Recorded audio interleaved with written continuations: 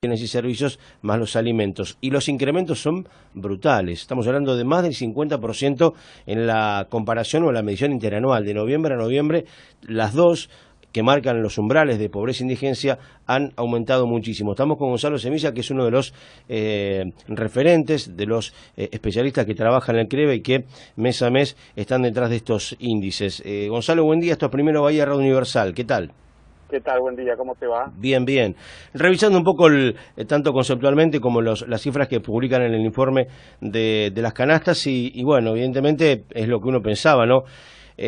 Cuando uno escucha la inflación sabemos que es un numerito que es brutal, pero que tiene muchas ecuaciones y muchas cosas adentro. Ahora, cuando vamos a las canastas, que son quizás los elementos que uno consume más fácil o que tiene más a la mano, como son los alimentos, bienes y servicios, ya vemos que son los incrementos mucho más allá de la inflación, ¿no? Sí. Ya, coincido con lo que vos estás mencionando. Evidentemente, el aumento en estos 11 meses o casi interanual, porque no falta mucho para que sea interanual, falta este mes nada más de diciembre, los aumentos tanto en la canasta básica alimentaria, que mide línea de indigencia, como la canasta básica total, que mide línea de pobreza, han tenido aumentos del 53 y 55%, lo cual es muchísimo, un número súper alarmante, porque incluso la inflación anual va a estar en el orden de los 45%, estos casi 10 puntos más. Y medir canastas básicas es súper sensible ese dato, porque hay mucha gente que está lamentablemente por debajo de la línea de pobreza. Para una familia de 4 personas, padre, madre y 2 hijos, necesitas arriba de 26.000 pesos ingresos, arriba de 26.000 pesos mensuales. Claro. Lo cual es nada sencillo lograr ese volumen de ingresos mensual para una familia de este estilo. Y claramente todo lo que ha sido a lo largo del año, la actualización de tarifas, que impacta directamente en los servicios que uno consume y difícil de sustituir, porque en invierno si no tenés calefacción, es difícil de sustituirla, igual que si no tenés luz, no puedes andar en penumbras toda tu vida y durante todo el invierno. Y además estos aumentos en las tarifas impactan también en lo que son la elaboración de los productos básicos que uno consume. Entonces aquellas familias más carenciadas evidentemente son los grandes perdedores, lamentablemente, de lo que ha sido esta crisis nacional. Sí, totalmente, donde los alimentos y los servicios y bienes básicos son lo que más le inciden en su ingreso. Ahora, uno piensa, Gonzalo, qué extraño que el gobierno no se haya dado cuenta, a ver, al margen de si esto lo puede atemperar, si lo puede modificar, digo en el hecho de las proyecciones, esas famosas metas que se imponía, sabiendo que todos los meses tenés un ingrediente nuevo o un elemento nuevo que aumenta. Cuando no son los servicios, son los combustibles. Cuando no es el combustible, son obviamente los alimentos que tienen una dinámica muy especial, al margen de lo estacional, ¿no? Que por ahí la fruta, de determinada fruta. Pero digo, sabés que todos los meses tenés algo que va a impactar en los precios, ya sea en la inflación general o en las canastas. Es imposible. Bueno, es algo que el gobierno, cuando asumió, se fijó como meta reducir sustancialmente el déficit fiscal, y esto implica bajar gasto implicaba bajar gastos en subsidio. Intentó hacerlo en forma gradual, pero te diría que desde hace un poquito más de un año se empezó a sentir mucho y era lo que traccionaba al aumento de la inflación. El gobierno por eso, a través del INDEC, decidió desdoblar ese índice inflacionario en lo que era IPC núcleo, regulado y estacional, que vos mencionabas recién, estacional, y lo que traccionaba en definitiva el índice era el IPC regulado, es decir, la actualización de las tarifas. Pero te diría que se hace a principios de este año, y sobre todo se evidenció mucho más a partir de abril-mayo, empezó con el tema de la devaluación, de la variación de tipo de cambio, empezó a impactar muy fuertemente en los bienes primarios, en los bienes de consumo básico. Por eso se fue donde se fue, digamos, los números que hemos tenido en la inflación.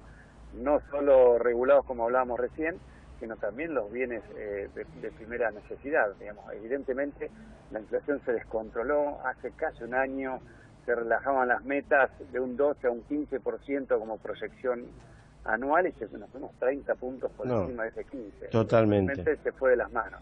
Se fue cabalgando de una manera tremenda. ¿Cómo ves lo que viene? ¿Cómo ves el año que viene con las metas o los números globales que se plantean a partir del presupuesto? Bueno, sí, a partir del presupuesto, y también tomo en consideración lo que es el relevamiento de expectativas monetarias que publica el Banco Central. Sí. Eso lo hace todos los meses y participan unas 50 entidades, desde consultoras privadas, universidades, centros de estudios, en donde también proyectan qué es lo que van a estar, qué es lo que se viene. Y te diría que, digamos, los indicadores que más nos han impactado estarían siendo menores. Por ejemplo, la inflación de un 45, están calculándola en un 27, un piso de 27, algunos hablan de un 32% anual, es decir, va a bajar la inflación, pero va a seguir en niveles altos.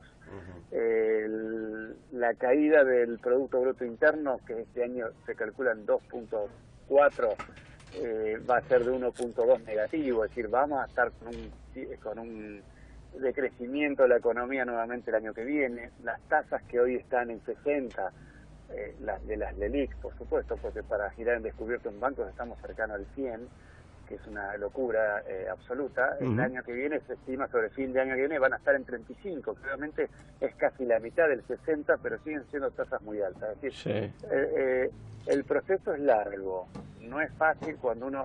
el gobierno hace 3 años que está la gestión Cambiemos y decía que la inflación era muy fácil de bajarla. Evidentemente, cuando tenemos niveles tan altos, bajar una inflación en 1 año, 2 años es imposible, evidentemente.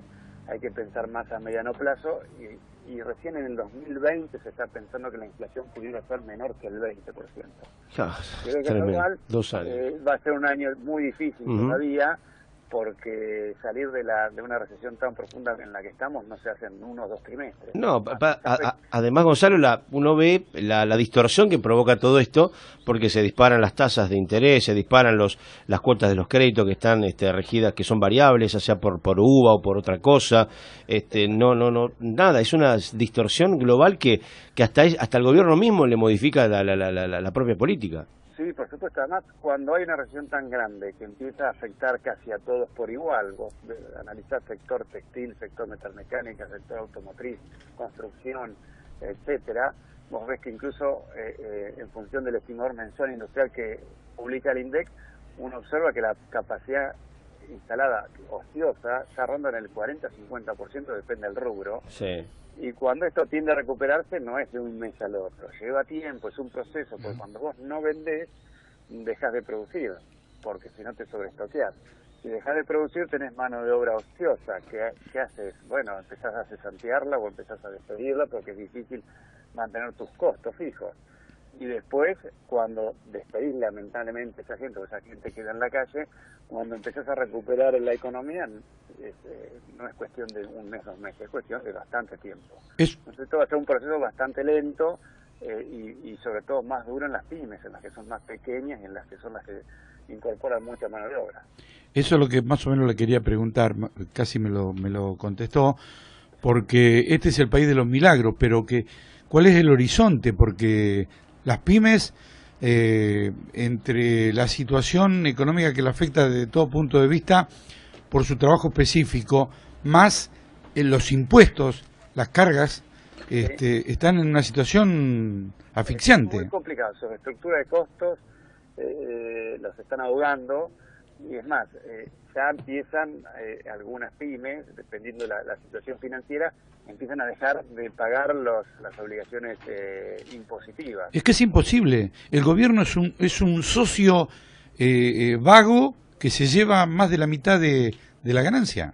Bueno, ese es un gran problema histórico en Argentina, independientemente del gobierno de turno, del sistema tributario, donde debemos tener arriba de 130 tipos de impuestos Argentina. Y el mundo está en 40, 50, 60, así que tenemos muchísimos impuestos distorsivos, que lo que hacen es tapar un agujero y seguir generando ingresos impositivos, ¿no? Recaudación impositiva, que hoy, fíjate que la política monetaria actual es muy contractiva, además de todo lo que estamos hablando, porque bajar el gasto y subir los impuestos es muy contractiva por parte de la política económica fiscal. Y aumentar tasa de interés y subir encajes bancarios también es una política contractiva o restrictiva desde el punto de vista monetario.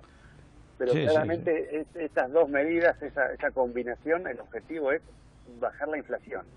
Y están muy pegados en ese sentido. Y bueno, por lo menos de lo que fue septiembre-octubre a lo que es noviembre, la han bajado, por lo menos a nosotros nos dio 2.5%, que igualmente es una tasa alta. Lo que pasa es que teníamos el 6%, y 2.5% en noviembre es casi un año de Estados Unidos, de la inflación de Estados Unidos. Sí. ¿Y en qué va a mejorar con respecto a un año electoral?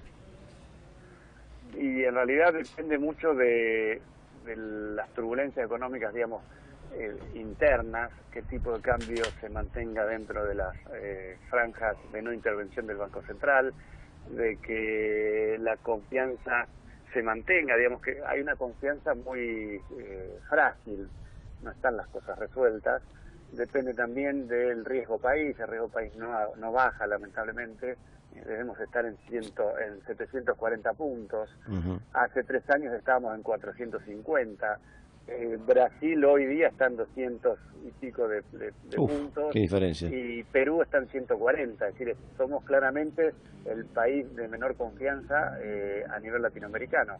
Formamos parte de los países emergentes y cualquier tipo de turbulencia entre China y Estados Unidos va a impactar a todos, sobre todo más a nosotros. Pero dependemos, por lo menos han anunciado la Reserva Federal que no iban a subir las tasas el año que viene, y eso es un punto a favor para nosotros. Donde suben la tasa los Estados Unidos, los grandes capitales van a invertir en Estados Unidos y se van a seguir siendo de Argentina. Es decir, los bonos soberanos, los bonos nuestros en Nueva York, que cotizan en Nueva York, no logran recuperarse, y eso tiene que ver con la desconfianza hacia nuestro país. Me suena eso. Gonzalo, muchas gracias. Abrazo grande. Un abrazo, adiós. Bien, pasado Gonzalo Semilla del CREVA, hablando en principio de los valores que han medido durante el mes y que publicaron